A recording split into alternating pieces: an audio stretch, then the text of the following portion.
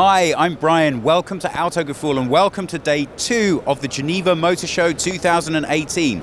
Well, as I'm sure you can imagine, electrification is a big topic here, and Hyundai want to make sure that they're right ahead of the pack with their brand new Kona EV. Is it going to be as popular as the standard edition? Let's take a look and find out.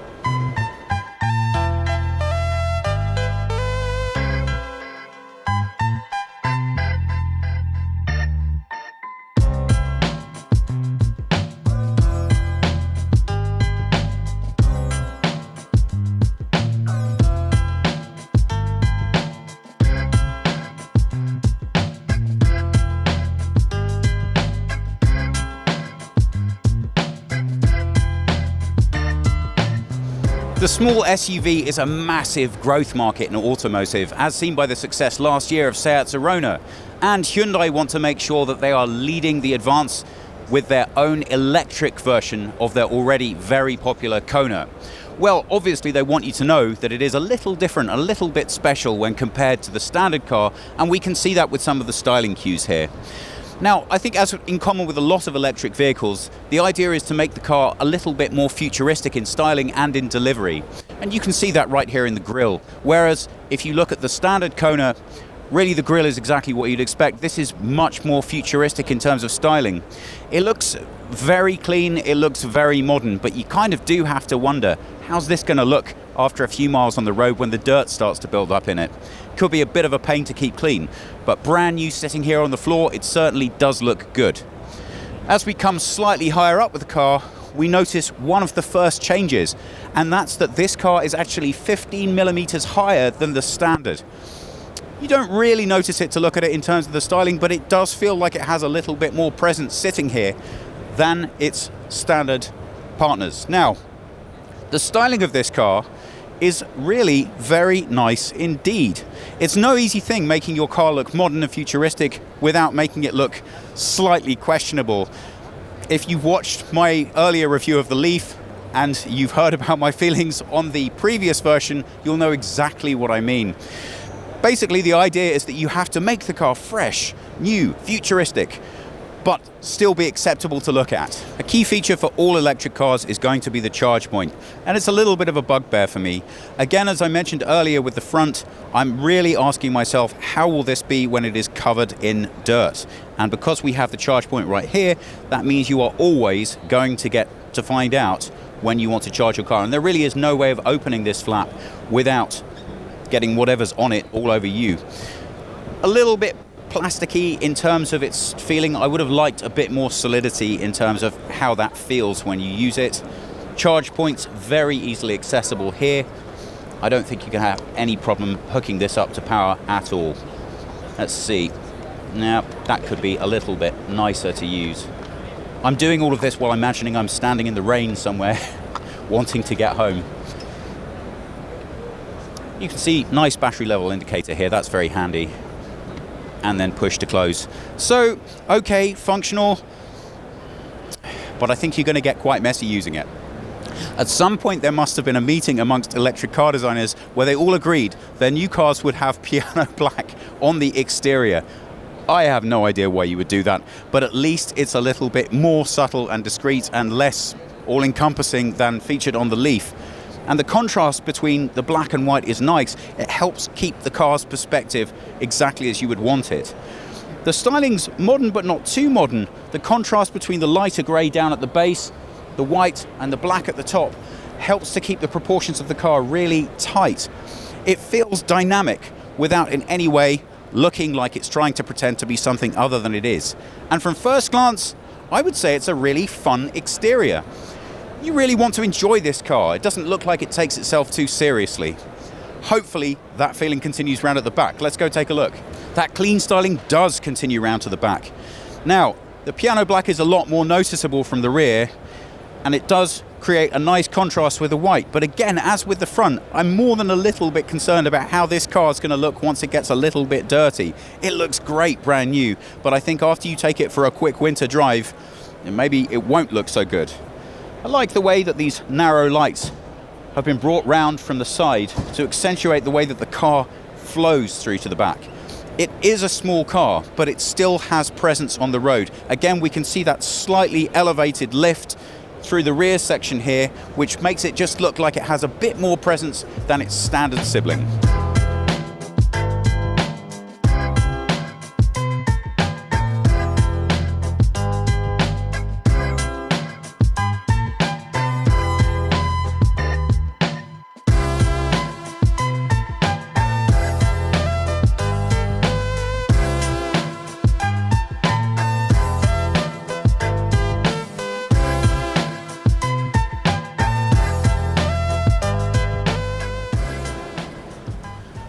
Well, straight from the start, there aren't huge amounts of styling cues that suggest that this is radically different to the standard Kona. But the center console feels and looks a little bit different. It's actually a shelf, so we have a whole storage area underneath here, and the reason for that is obviously we don't have to make room for a gearbox. Very nice. I would say that the interior feels modern, light, and spacious. Those are all good things for an electric vehicle. I have the information I need. It's laid out the way that I would want it to be. We have a partially digital display for the driver here. It's nice and understated. It's not too bold. It looks kind of young and fresh, which I appreciate. Yeah, not such a fan of this, but I think we already know this infotainment system pretty well. You know, it's very difficult to make any in-car technology look modern, because the fact is we're all so used to smartphones now that anything you put into a car will have spent such a long time in development that it's going to look dated from the second you put it in there. So although I would say this isn't really in keeping with the modern styling of the car, I don't know that they could have done a lot better with it at this price point, certainly. So it's fine. Plastic over the top of the dashboard, but it looks clean, fresh, easy to keep clean, and I quite like this styling detail. I think it's nice. Again, when you're trying to limit how much you're spending on interior styling, it's going to be a lot of plastic, but it's always nice to see when companies try and use a little bit of flair and innovation about how they use the material to make you feel like your car is a little bit special. I think that's really important, because we all drive cheaper cars than we would like to, but when we get into them, we don't want to be made to feel cheap. So this does a really nice job of making the best use of the materials for the space, I think. How's the driving position? Well, the seat's actually really nice. It's got this nice breathable finish on it, sadly leather, but you can't have everything, which means I'm going to be regulating my temperature nicely when the car's on, not so nicely at the moment. But it puts me in a nice elevated position, so my view of the road is actually exactly what you want. The windscreen is quite limited, so in terms of the drop that I have available to look out, I'm not feeling particularly expansive, but the view's good. I have a really nice side view, which means I'm not going to have a problem with reversing and maneuvering this vehicle at all. There's nothing here to distract me. These vents are nice and discreet. The controls are very straightforward and easy to use, and it looks to me like the layout of the multi-functions on the steering wheel are also pretty intuitive and straightforward. There's not a huge amount in here to mark itself out from the regular Kona, but I think that makes perfect sense. When you have a car that it's a success, why change it just for change's sake? I think a lot of the thinking is that they want to migrate some of their standard drivers to this model. If you own a Kona, you like the Kona, and now you have the possibility of buying an electric version, you're not going to want to lose the features that you actually like about the car, and they've done a nice job of maintaining that. But at the same time, it's fresh, it's modern, it's clean. I'm a fan. So, how's the back seat experience of the Kona? Well, come on, it's a small SUV, so you really can't expect too much. And you don't get too much either. There isn't massive amounts of room back here, but I think I could be reasonably comfortable for a relatively long trip. If you have a look at my knees here, you can see that I still have a bit of room to spare. But if you look at my feet down at the bottom, you can see that there's just not a lot of space for me to adjust myself and get really comfortable. Now, I don't know how many people buying this car are going to really want to spend a lot of time with passengers in the back, but I can imagine that a lot of people are going to want to put children back here, and I think they are going to be very happy with this arrangement as it is. Now, there's nothing back here in the way of rear passenger comfort. There's no charging points, there's no separate controls for the heating and cooling of the car. You definitely get the impression that the focus was on the driver and the front seat passenger. But I like that they have kept this styling uniform throughout the entire car, which means that sitting in the back doesn't feel like you're in second class. We've got net cargo holders on the back of the chairs, and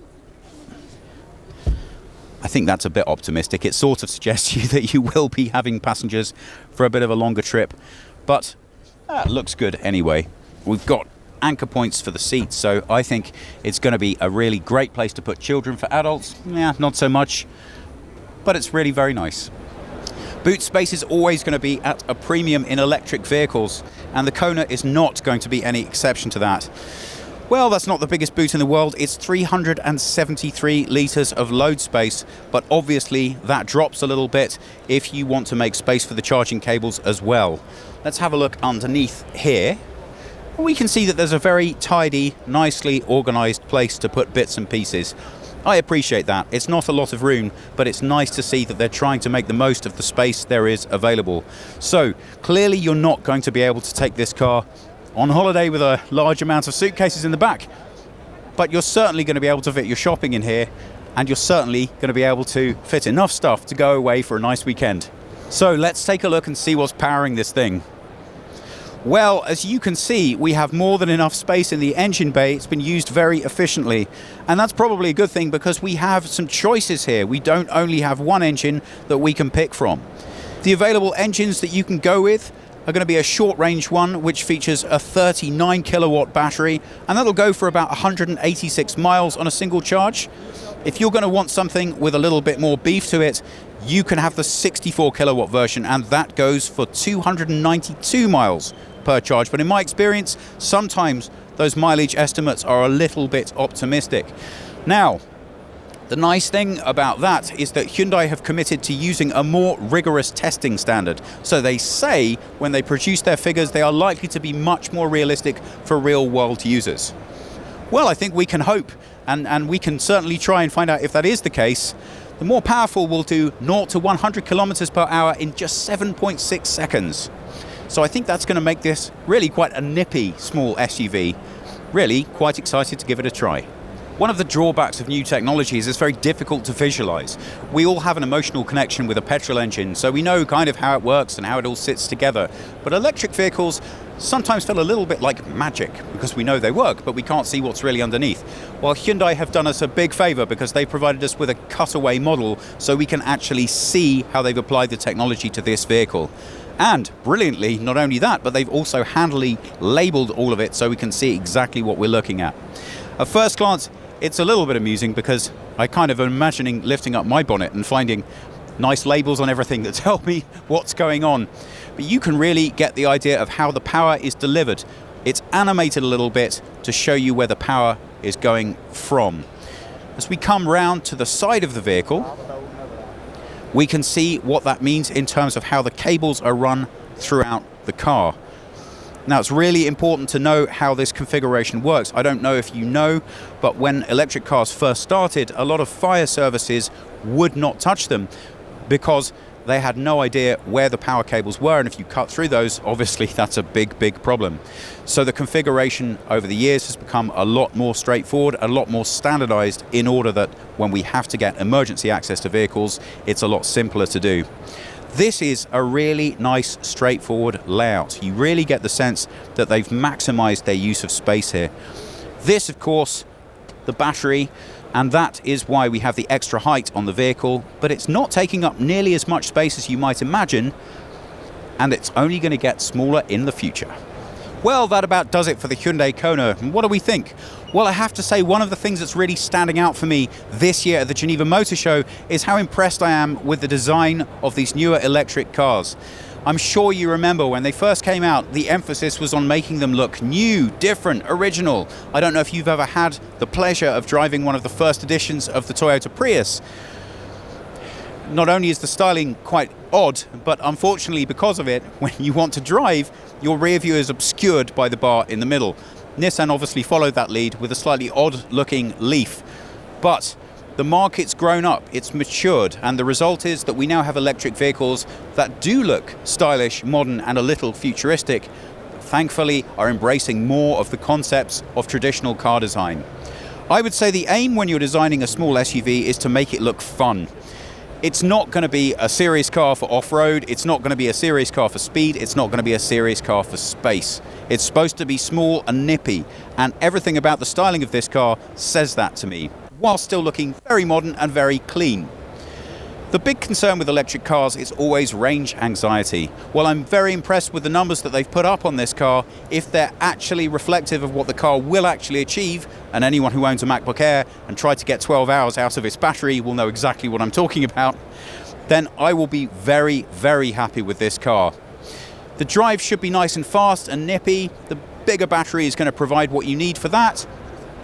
And I think the range is more than sufficient for most uses you could have. This is a little taste of what the future might look like, and it's just the first car within this segment to do that. So I'm very excited to see how the other manufacturers will respond, but I don't need to wait until then because I'm very keen to give this one a try.